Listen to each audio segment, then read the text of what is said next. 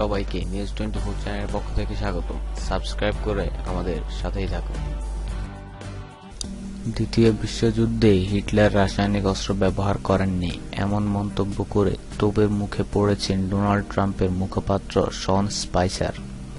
তবে তিনি নিজের ভুল স্বীকার করে বলেছেন যে গণহত্যা নিয়ে এই ধরনের মন্তব্য করাটা ছিল অসংবেদনশীল এবং অনুপযুক্ত। সিএনএনকে দেয়া এক সাক্ষাৎকারে তিনি সকলের কাছে এই বিষয়ে ক্ষমা চান।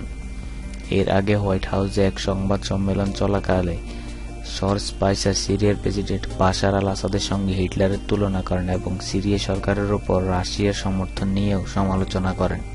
বক্তব্যের এক পর্যায়ে তিনি রাসায়নিক হামলার বিষয়টি এনে বলেন, দ্বিতীয় বিশ্বযুদ্ধে হিটলার রাসায়নিক অস্ত্র ব্যবহারের কথা ভাবেননি, কিন্তু এই বক্তব্য নিয়ে সমালোচনার ঝড় ওঠে।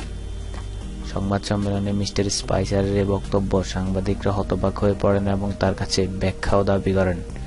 অনলাইনেও এই বক্তব্য নিয়ে তীব্র প্রতিক্রিয়া দেখা যায়।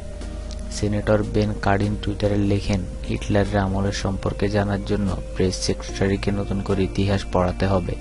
মিস্টার স্পাইসারকে তার পদ থেকে অব্যাহতি দেওয়ার জন্য প্রেসিডেন্ট ট্রাম্পের প্রতি আহ্বানও জানিয়েছেন আনা ফ্রাঙ্ক সেন্টার।